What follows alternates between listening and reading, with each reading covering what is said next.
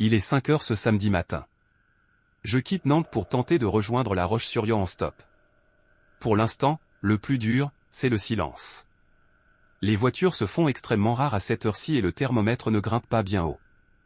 La journée s'annonce longue et je sais déjà que je vais devoir m'armer de patience pour décrocher cette première voiture.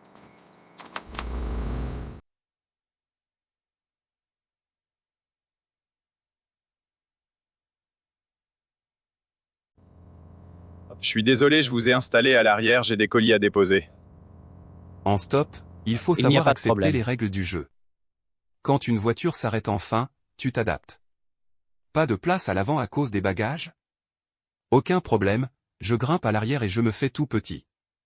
C'est ça aussi l'aventure. Vous partez de bonne heure pour aller à La Roche-sur-Yon en stop.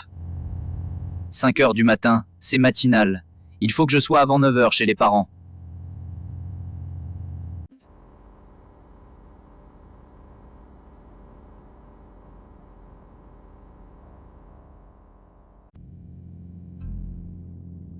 Je ne vais pas à La Roche-sur-Yon, je vous déposerai à l'entrée d'un village.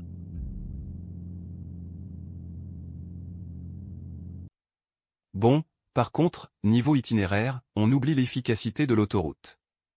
Le conducteur prend la nationale pour s'arrêter au prochain village.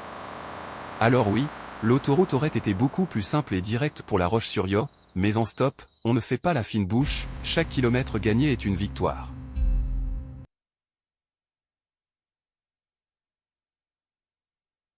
En gravissant la pente, j'ai aperçu au loin deux lumières rouges qui scintillaient de façon étrange, apparaissant puis disparaissant tour à tour. Mon objectif était de monter un peu plus haut, il y a là-bas une plateforme devant une entreprise, un endroit très pratique pour se garer.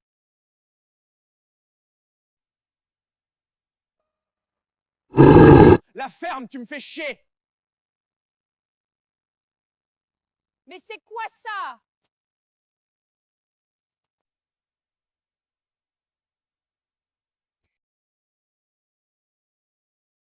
En passant devant la haie, j'ai été surpris par un grognement qui ressemblait à celui d'un chien. J'ai envoyé paître l'animal et, au même instant, la voix d'une femme a retenti. Plongé dans l'incompréhension face à cette maison totalement obscure, j'ai eu la sensation absurde que c'était l'animal qui venait de parler. Une voiture est alors arrivée par la gauche, et j'en ai profité pour m'en aller.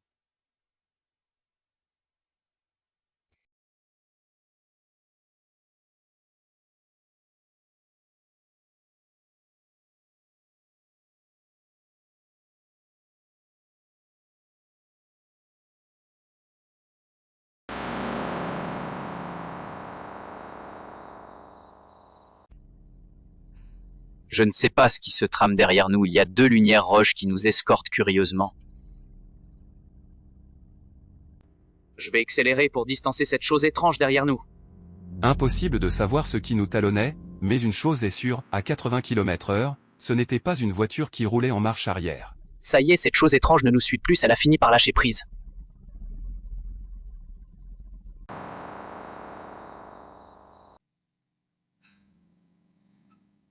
Je ne vais pas à La Roche-sur-Yon, je vous déposerai à l'entrée du prochain village.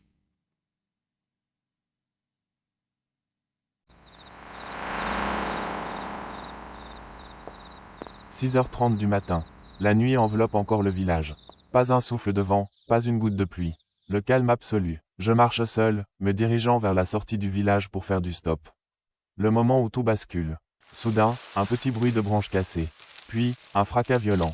Une énorme branche se détache d'un coup sec et s'écrase au sol, brisant le silence. Ensuite, je ne vois rien, personne aux alentours, l'inquiétude me glace. Sans réfléchir, je fais marche arrière. Impossible d'ignorer ce sentiment de déjà-vu.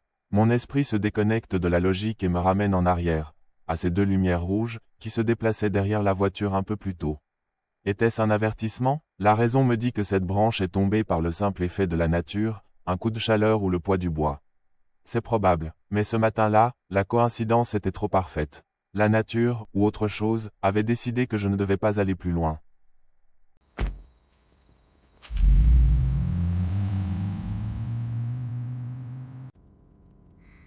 Je vais à La Roche-sur-Yon.